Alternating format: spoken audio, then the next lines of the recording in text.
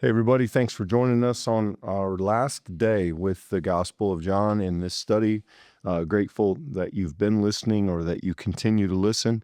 We will be taking from here, we'll be taking the summer off. We'll be coming back in the fall to start a new book. If you have some thoughts on what you'd like to see as that focus, please let us know. We'd be glad to have some guidance for that. As we move through today, though, we finished the text of the Gospel of John, and so we thought we'd just reflect for a few moments on the place of the Gospel of John. I think, as you would know from the study, John is a bit of an outlier. There are 4 Gospels. We call 3 of them synoptic, which literally means they look alike, and John is kind of the odd one out. John is the most different from the other 3, the most unique of the 4 Gospels that we have. The chronology in John is different. The style is different. The major stories are often unique to John, at least some of them.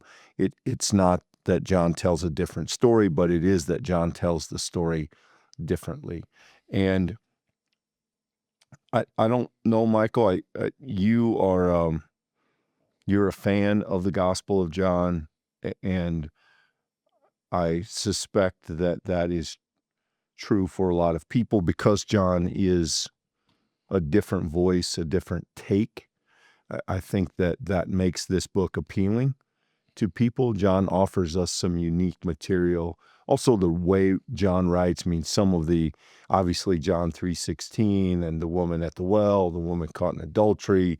Some of the I don't want to call them sound bites, but some of the takeaways from this gospel really work their way into the collective favorites in the Christian church. And I think people maybe are surprised how much of what they know of the gospel story might be filtered through John in many cases.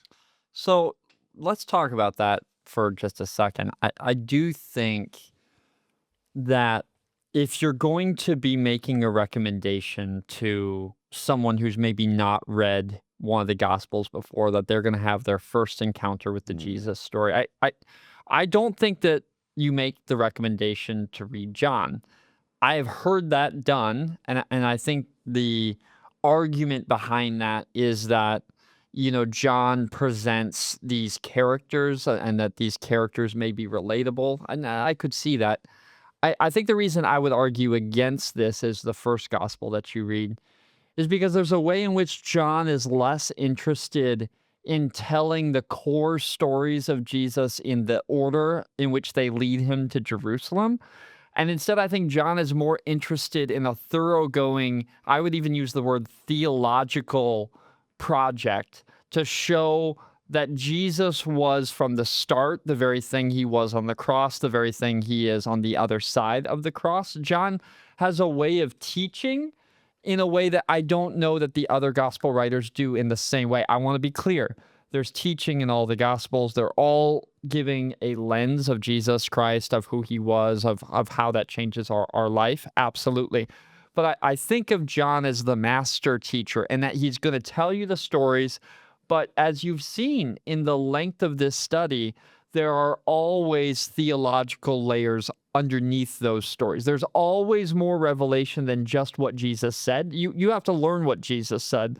But then there's also the thing beneath what Jesus said. And then there was the thing Jesus was doing while he said what he said. And then there's the response of the people who'd misunderstood what Jesus said.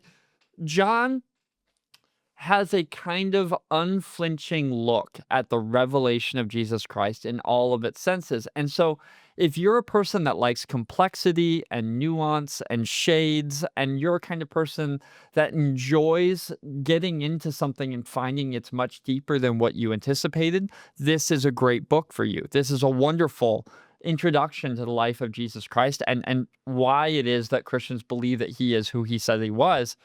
I just want to be clear. I don't think that this is the shallow end of the pool. That's not in any way saying another gospel is shallow. It's just to say John has more depths than what you're ever going to find in your study of it. And I think that makes it a uniquely compelling addition to the Jesus Gospels. Yeah, I think maybe the way I would spin that, Michael, is to say John is a fascinating book to study. In some ways, it's a more challenging book to read because it does depart from that sort of collective story of the other three gospels that tend to mirror each other much more closely. And this is a nonsensical statement, but I'll try to unpack it. I think in many ways, John feels like the treatment of Jesus that is most reflective of the person who's writing it. In other words, I do think there's a sense in which Luke, Matthew, maybe certainly Mark, are presenting information in the idea that it's the historical look. It's what they think happened. Matthew's going to filter that through the idea of prophecy, and all works are reflective of their authors. But John is so deeply embedded in his story, in his telling. I think there are moments it's hard to separate John from the story itself. And again, you could make that case of any writing and its author, but I think some of the things that make John fascinating also make John not, I would agree, not the best place to start. We don't have our confirmation kids, for instance, start with the Gospel of John because you need to know where John's doing something different so you can ask questions of why. And if you don't have a sense of what is maybe I don't want to call it the standard, but the more common approach, you're not going to know when you've wandered from the path a little bit, and you're not going to know when to ask the questions of why does John do this instead of this? And therefore, I just think there's a reason that even the arrangers of the book put those three together, and then John came next. And that's not to undermine John or devalue John's importance.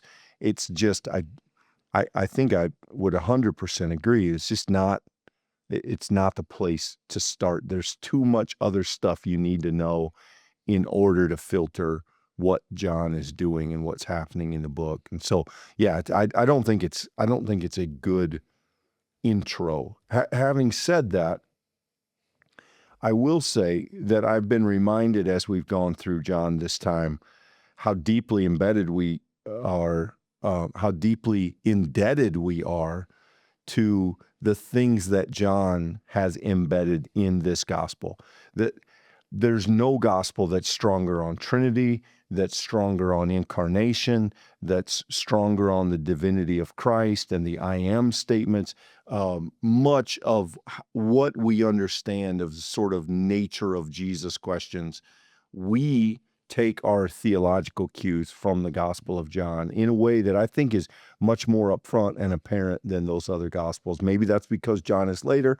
Maybe that's just because those are the things John found important. But we get a lot of crucial Jesus ideas from this Gospel, and I think that's been apparent to me this time through. So obviously, if you've made this far into this conversation, as a concluding work here in this conversation, this is a lot of what Clint and I think. We're not digging into the text, right? And so I think in the full disclosure interest of what Michael thinks, and I'm curious what you would say to this, Clint. In a way, I think John on its face is the kind of book where we have so much theological content per your previous point. I would also add, though, I think one of the reasons that I love John so much is because I think it is also the most directive of all the Gospels. It has in it this idea of witness from start to end, which is just an explicit through line. John, the writer, wants the reader to know that this is all serving the purpose of you recognizing your task and role as a testifier, just as you receive these as testimony. You have that in say like the book of Mark. I think the ending of Mark leaves you with the question of, so then what will you do, right? If the disciples were afraid and yet you've received this gospel, now what is your response to it? I think that's an amazing narrative kind of move that puts us into the driver's seat of the faith in our own life. But Clint, John starts with this idea of witness and testimony. John embeds it at every level. All of these questions that subtly come back to the reader. I just think, yes, it is deep, and there's lots of metaphor and allegory and theology. And also, I do think that this book is amazingly practical in other ways, in the ways that it calls Christians to live out their faith in evangelistic, if you're going to let me use that word from the sense of the speaking and living faith aspect, that this book expects Christians to give voice and testimony to the lordship of Jesus Christ. And I think that is so explicit in the book, and I think it is one of the things that I most appreciate about the book. Yeah, I'm trying to. I don't want to. I don't want to push this too far, overstate it, Michael. But I'm just kind of sitting here thinking, who's the Gospel of John for? Or if you dig into the Gospel of John, what do you miss from the other books? And I think if you want a just glaring spotlight on the person of Jesus, if you want a reflection of that commitment that Jesus has, that is unwavering, that never asks questions, that is never in doubt, that has no weakness, right? That John, he makes a whip early in the book, and he drives out the money changers, and he's sort of bigger than life in this book, and he knows what people are thinking, and nobody, and yes, that's in other gospels, but it's tempered with, my God, why have you forsaken me? And being tempted and being hungry and things like that, where John, I think, minimizes to some extent any idea of human weakness. I won't say Jesus' humanity, but certainly I would say that he is not interested in any particular exploration of Jesus's weakness as a human, or shortcomings in terms of having a body and feeling pain and those sort of things. So if you need a season of nothing will stop Jesus, no one can stand against Jesus, then John is your book. That's nearly every page of this. Although, fascinatingly enough, this is the one gospel in which Jesus sheds tears. So Right. you do have maybe some wiggle room in that, although I'm not exactly sure that that's what John has in mind. But I think that there's a certain almost heroic nature of Jesus in the Gospel of John that is very compelling, but maybe in some ways makes Jesus a little more difficult to relate to as quote unquote one of us. Agreed. I think that in all the other gospels, there are places where there are temptations as a reader. I think Matthew, some of Jesus's very strong language against the Jewish leadership, that, there are places where you could dig in every gospel that might lead you farther away from the center of the telling of Jesus's story. I think John is a gospel among all four that is playing with fire. I think that history shows, actually, if you read through the historical commentaries of theologians and scholars reading John, I think, has a disproportionate amount of invective arguments against Judaism as a whole. People have read Jesus's debates with the Jewish leadership and have taken that as far as anti-Semitic talk. I mean, that has happened in history.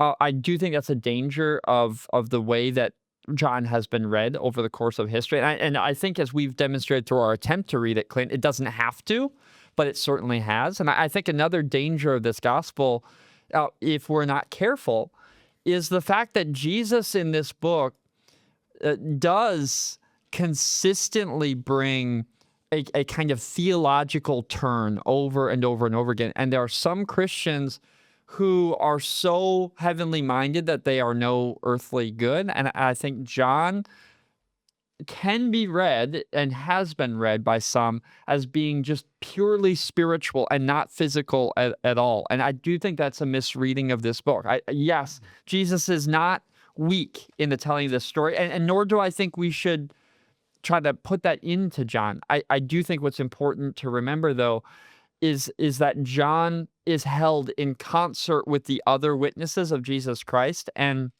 we should read this book with Matthew, Mark, and Luke. And I think if you only studied John, if this was the only book that you had, you would have a faithful telling of Jesus' story. In fact, John goes so far as to say, I've written this so that you might believe. This is it. This was written for that purpose. I would say, though, we are blessed to have the other witnesses, and John should be read with them because the others have a way of helping hedge and sort of add nuance and interpretive guides to what John is attempting to do. I think John unto itself needs to have the larger story connected with it because that helps us as we try to study it. Yeah, I don't disagree with that. I think John is maybe compelling in those moments when you're thinking the world seems out of control. Is God sovereign? It seems like we're on the losing end sometimes as faith people. I think in those moments we see in John a lot of invitation for confidence and an appeal to surety in our faith.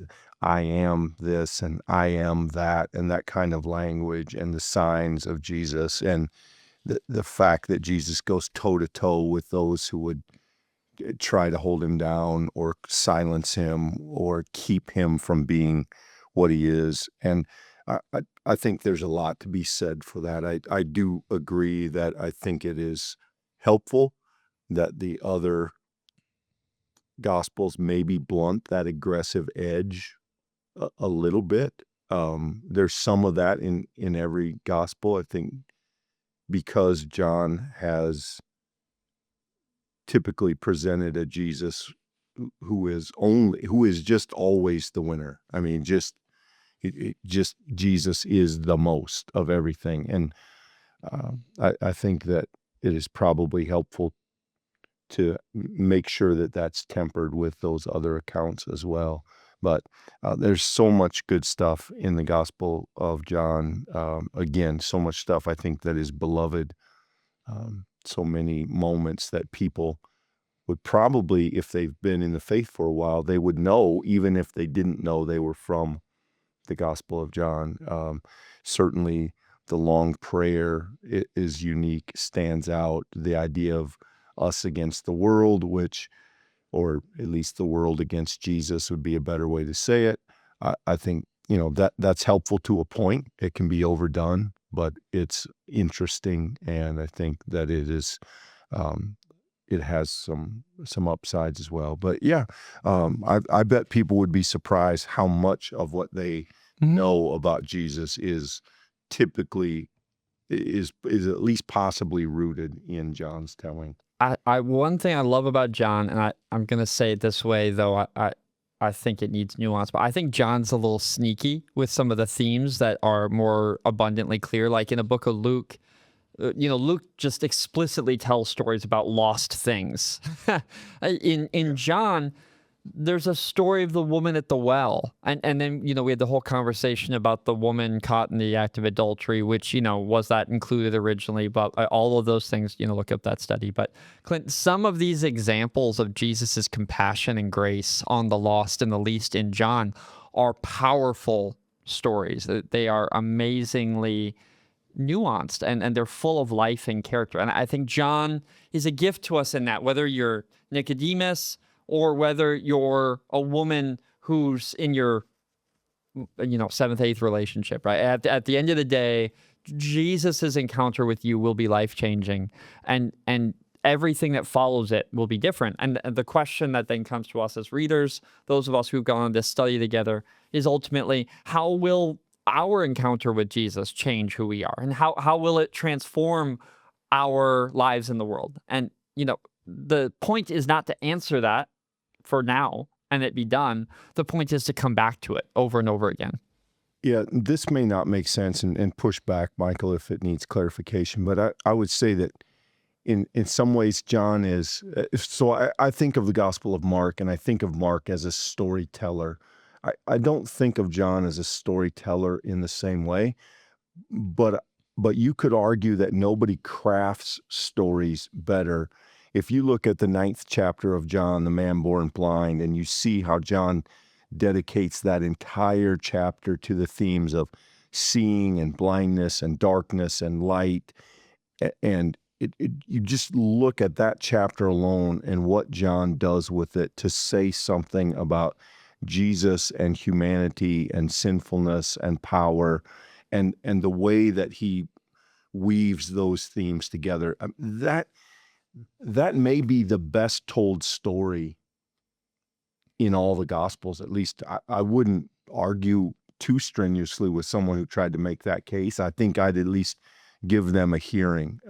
And John does that incredibly well. It's not narrative in the same way that Mark is, because it is almost like a script. It is just so well done and so packed, and so carefully plotted and measured. It's really, really good. And I think John does that exceptionally well.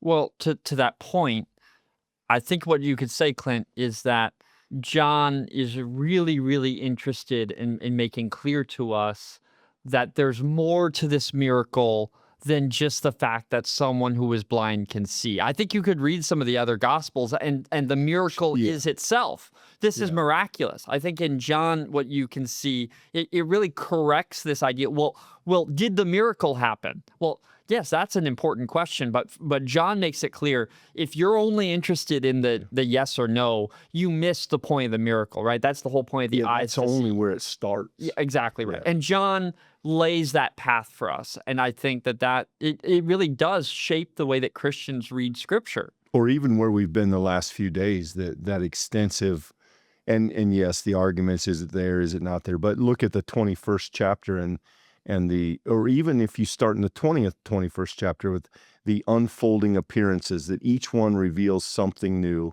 Right. Shock, and then amazement, and then doubt, and then reinstatement and fishing and try the other side. John is so good at carefully building those stories with the details, and allows so many handholds and footholds to get into the story and to try and find something. I just think John is exceptional at doing that, and therefore is, if you're equipped to follow some of what he's doing, if you bring enough Bible to the table to see some of what he's doing, or at least if you have some good helps, a good commentary or an online guide, that you can just learn so much from this book. You won't understand all of it maybe, but there's a lot there that you will. We're going to go for a while trying to find a better summary than that. So we're glad to have you with us here today. If you found this helpful, certainly give it a like, subscribe, so that you can be with us and notified when we start the study again up in a few months. We're glad to have had you with us for John. Look forward to seeing you for the next study. Thanks, everybody.